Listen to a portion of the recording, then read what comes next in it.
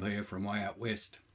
So the next gig we have coming up will be Sunday, 15th of March from 2 p.m, featuring the incredible Hussy Hicks with support from the also incredible Fiona Boys. I had a great chat with the beautiful Julz and Leesa of the Hussy Hicks. We discussed what the band had been up to over the last 6 months and what they had planned for the near future. Sit back and enjoy the interview, and please hit that like and subscribe button. And as always, rock on, my friends.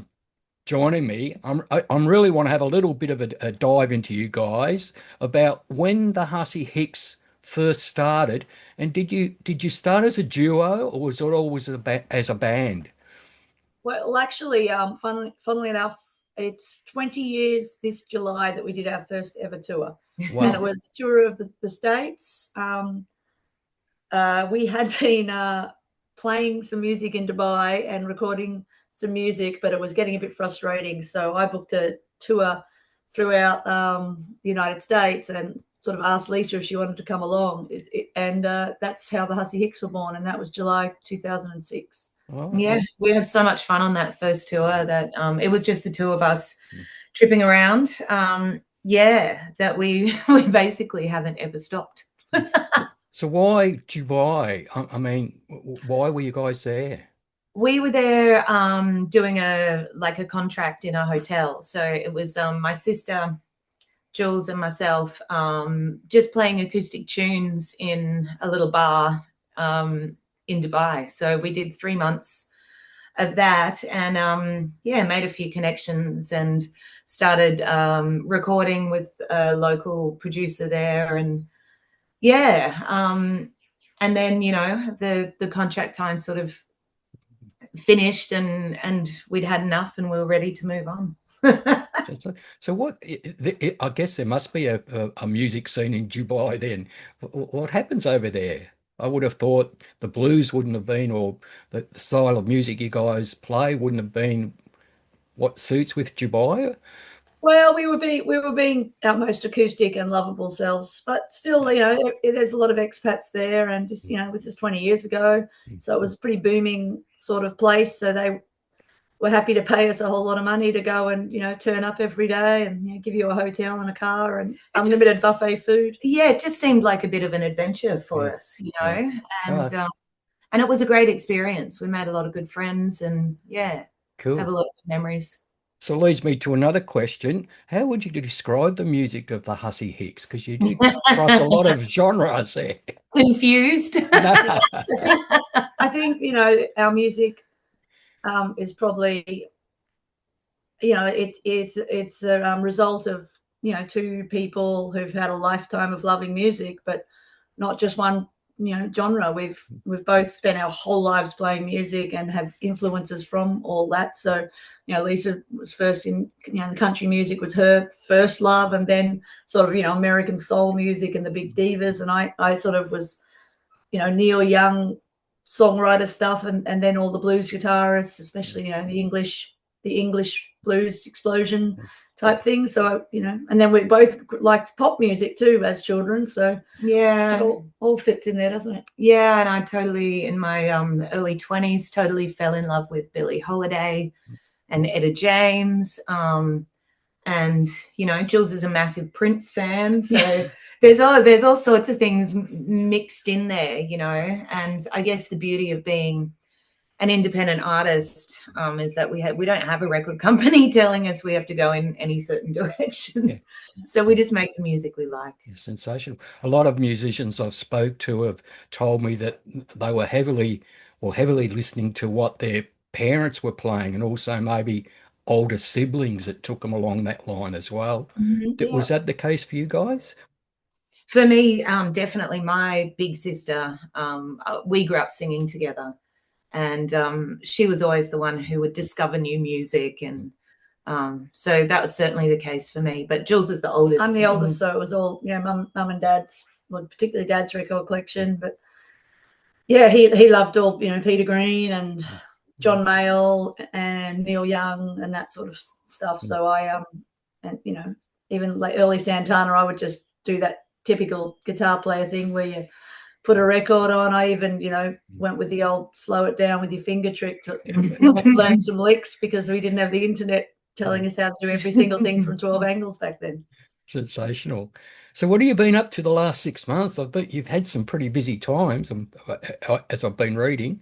Yeah. Look, we've the last few years we've really hit the tour trail, with the release of Swimming in Uncertainty and then the Blues Fest live album. So it's been, pretty constant, wonderful touring, and we're lucky that, the overseas scene has welcomed us back after a few years off around COVID. So yeah, we spent most of the last 6 months on tour. Yeah, we did an American trip and then finished off a European trip and a little bit of a lap around Oz, and now, we slowed down a bit in January. Yeah, sort of did some nice recording. to take some family time, and we're working on the new album. So no idea when that'll all be finished, but we've recorded decent chunks of about 8 tracks for the new record, and doing bits and pieces here in our home studio. And yeah, we're gearing up for a really big next 6 months, actually right through to the end of the year. We have a lot of international and national touring. I was going to ask this question later about some of the festivals you played, and I was reading through it. I want to know about the festival in Switzerland called the Blue Balls Festival. Now, has that got anything to do with men on their honeymoons, or? Look, I don't know if it's a language joke we don't get or what, but yeah, we were a bit querying of that title, but it's just a very big music festival with very huge, normal headliners, and we got our worksheet. That's one of the strangest gigs we've we got the worksheet and it said 3 1-hour sets 3 nights in a row, and we're like, that must be 1 hour each day. Yeah, and we sort of queried them, and they're like, no, this is the gig. It's on this outdoor stage, and you had to play 3 1-hour sets, which is lucky that, we had, I guess, 4 albums at that stage. And at first you're like, this won't work. This will be horrible. But you play the first set, and it was just like everyone watches. Then the second set, everyone watches and starts grooving. And then the third set is mental. It was just mental, like, by the end of the 9 hours of music at that festival, we were both so hoarse, pissing down, raining, and we just sort of finished, with our last, tiny bits of energy. And it was an epic festival. Yeah, though. We've never done that. And they do kind of decorate the whole of Lucerne with big blue balls as well. Yeah, there are a lot of. Yeah, so I don't know where that comes from. Right, but, we'll leave it there. I think that's what you were talking about there, the first set, the second set, the third set. That sums up the Hussy Hicks to me. You're like a band that someone goes and sees, or sees you a duo, a band, and then they tell 10 people, you have to go and see these girls, they're incredible, and it just keeps rolling along. Because Big Lee, Kamarianos, he's the first guy that said, oh, you're going somewhere, you must see the Hussy Hicks. And then, yeah, it's just, I love it. It just grows organically. It's kind of how our whole, our whole career has happened, through this really grassroots.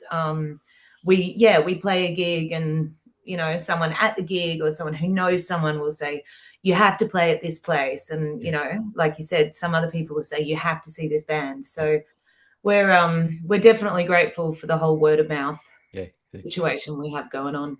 2 other festivals that took my fancy, the Salmon Fest in Alaska. And how did you get paid for that? Was that big? Well, there was a lot of salmon kicking around. We actually haven't probably been able to eat normal salmon ever again after how good the sockeye and it's salmon run season, and the festival there is set up. Basically, it was set up to protest a proposed pebble mine that would risk the breeding grounds of the salmon up there. So the wild salmon. It's it's probably the biggest festival in Alaska. Wow.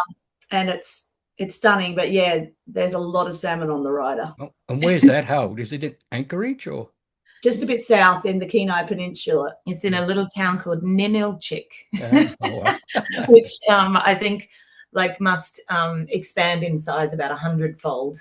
Well, I think Salmon Fest becomes like the second or third biggest city in Alaska for that weekend, I think.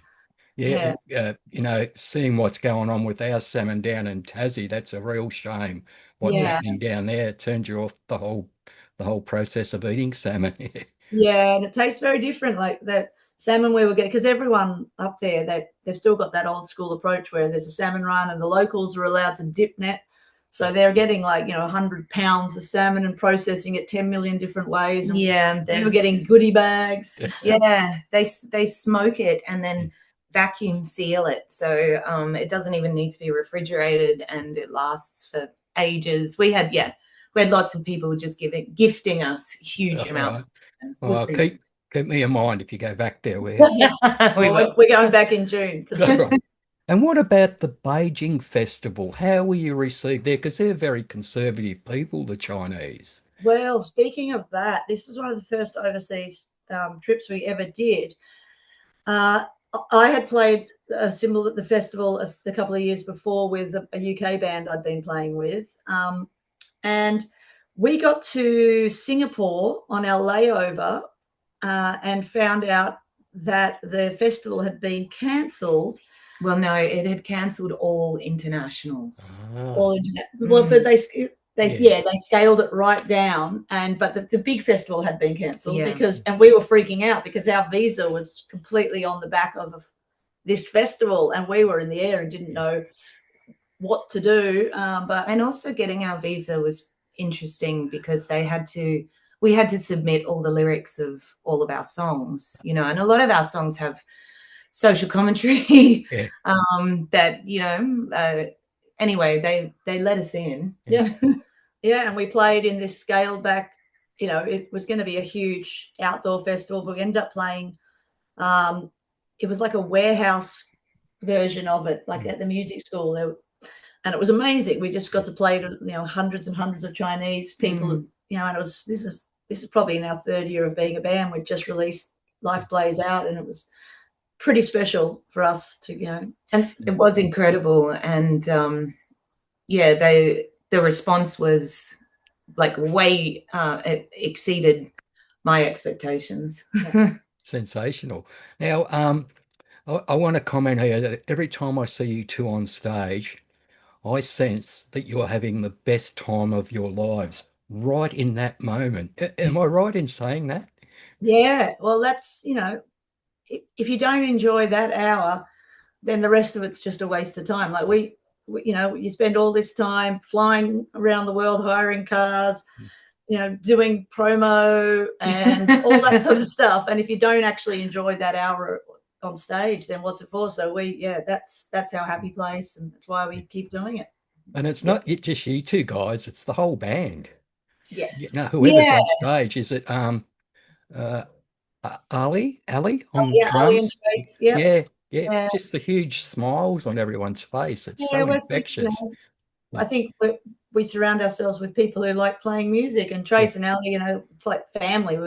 We're all there for the same reason, and that from the minute the first song counts off, then it's like you're on this little team effort to make it as fun and joyous and grooving and happening as you can. Yeah, absolutely. It's like those footy players, they get that white line fever as soon as they cross the line. It's game on.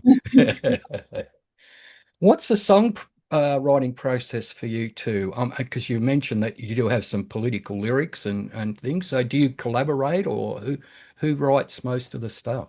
Usually one of us will come up with the initial idea and take it to each other and the band at different stages along the way. But there's usually usually whoever's singing the song, they're doing the main vocals, will have come up with the initial idea, and then we'll bounce it off each other and the band and see what it grows into. Yeah. You've had I'm just looking there, 1, 2, 3, 4, 10, 12 releases. The last two albums have been sensational. You've been, you know, number 7 ARIA, number 1 ARIA. You mentioned before you might have something coming up shortly. Can you tell us what's in the can? What albums, when it may be released? Ooh, anyone's question. Yeah. Yeah, I mean, again, you know, the benefit of being a independent act is that we can kind of play that by ear. Having said that, when we start, things kind of get rolling pretty quickly. Like Julz is one of those people who, when she has a project, it just rattles around her brain continuously. And, you know, at the best of times, she walks around whistling whatever tune is in her head. But when we're in this kind of stage, like the early stage of compiling a recording, then yeah, she's kind of one-track mind. So I wouldn't be surprised if it comes together pretty quickly. Yeah, we've got the first couple of tracks are, you know, sort of ready to be sent off for mixing, and you know, I'm just looking right now and turning some things on, and hopefully we'll get something else done by the end of the day. And we're just we're trying to, ever since I guess the Gather Up album, but particularly we really focused from the Gather Up album is do it when you're enjoying it. Like if you stop, if you're feeling frustrated or feel like you have to do something, then stop and do something else. But it sort of worked well that we just try and make sure that while we're making music to record, it's an enjoyable experience, because I don't want to listen back and go, oh, I was hating that hour. That guitar take was torture. I'd rather just be like, oh, well, it's not happening. Let's do it again tomorrow. Yeah. So I guess the answer is we don't know. Okay. Well, if you do a CD launch down our way, don't forget about Way Out West. Of course. I was stoked to read your description of the WOW gig, and it said, one of the greatest Sunday sessions around. The amazing Fiona Boys will open the show. Don't miss out. That made me feel really good. One of the greatest Sunday sessions. Why do you think like Way Out West has garnered that sort of support? I think you've just got a great history of pulling great acts in, and you know, you've got a huge, I guess, pool of music fans who know that they can check out what's going to happen there, and that if they go there, they won't be disappointed. So, yeah, that's right. Everyone knows the quality of music's going to be epic, and that they're going to be surrounded by a bunch of like-minded music lovers. You know, it's a pretty good, pretty winning combo. Yeah, and for us, it was just such a stroke of luck and good timing that Fiona was in town. You know, she's one of our favorite artists, and one of the people we respect the most in the country. So when she sort of said she was around and up for just coming and jumping on the bill, we were, thrilled. She's an absolute treasure. Yeah. Oh, she is. There's no doubt about that. And what do you do on the couple of days leading up to the gig at Way Out West? So you in Geelong on the Saturday, or? No, we are Archie's Creek on the Friday, and live at the Bundy, which is a first for us. Is it Bundanong? I don't know how to pronounce the word. But we're live at the Bundy on the Saturday, which is supposed to. I'm really excited about that one too. Yeah. You know, both of those venues. Yeah, both those venues really have committed to having great sound and a great music focused. Is Peter Foley still down at Archie's Creek? Do you know? Yeah, he is.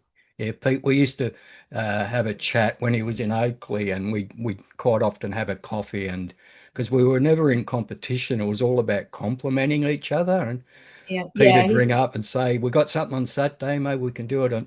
You guys can do it Sunday." So say good day to Pete for me. I haven't heard from him for a little while, so since he's way down there.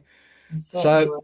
What about, you mentioned it before, you were overseas tours, so you're going back to where in the near future? We will be heading over to the States in June, returning to Alaska for a couple of weeks, and we have a festival in Michigan. Yeah. And some club shows down in Alabama. A run of shows down in the South, and then we head back over to Europe where we're playing mostly in France.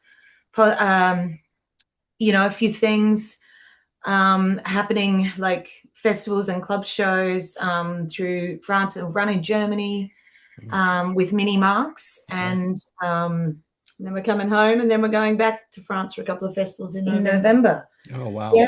So that kind of takes us through to the end of the year. Do you get much, when you're on the road, do you get much time to be a tourist? Because Alabama, you got to go to Muscle Shoals just to stand in that studio and say, oh, Aretha Franklin played on that guitar, and, you know. Yeah. Well, we actually recorded a whole record for a friend of ours at Muscle Shoals Sound. And we spent a couple of weeks in Muscle Shoals. We've been visiting there since that very first trip in 2006. Yeah. So both of us love Alabama. It's our second home. We mostly hang down on the Gulf in Mobile. But yeah, we'll often fly into New Orleans, spend a few nights in Louisiana, and then, head on over to Alabama and tour through Florida and Georgia and the Carolinas, that sort of thing. Without getting too political, this wasn't a question. The US is a bit iffy at the moment. Do you have any hesitations there, or? I'm hesitating to have to pay for the, expedited visas, which we're probably going to have to pay again for, even though we've had our application in for 8 months. Like that's a hesitation, because it gets very expensive when you have to fast track things because they're taking a year. But like any time, there's a lot of division there, but in divisive times, you often find the like-minded people cling together a bit more strongly and, turn out to things that are, of like minds. And we've got a huge relationship with a lot of people in the States. And, if we waited till the world was perfect, we probably wouldn't see them again. So we probably wouldn't go anywhere. Yeah, well said. Well said. Yeah, but we are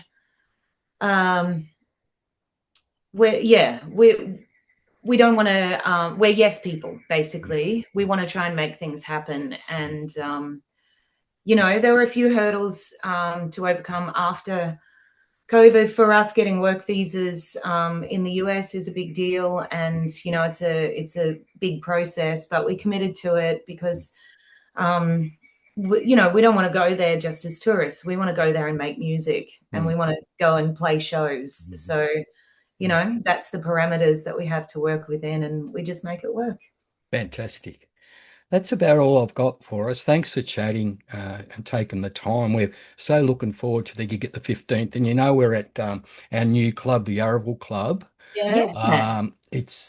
We've had 2 gigs since we left Newport, and they've been huge, with like a lot of new people coming as well.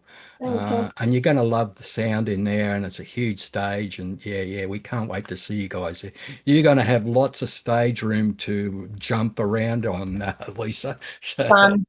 I can climb up on things. You can climb as high as you want. All right, I hope everything works out for your sister in Dubai, and Thank everything you. gets sorted out, and we'll see you on the 15th. I think Sweet Felicia's in town too. She said she was going to call in. One of our all-time favourites. Yeah, so hopefully, I think she's going to stay Sunday night here with us as well. So before she goes back home. So we'll have all the lovely ladies in the house. Yeah, fantastic. Well, we're really looking forward to it, and thanks once again for having us. All right, thanks, girls. Look after yourself. You're right back.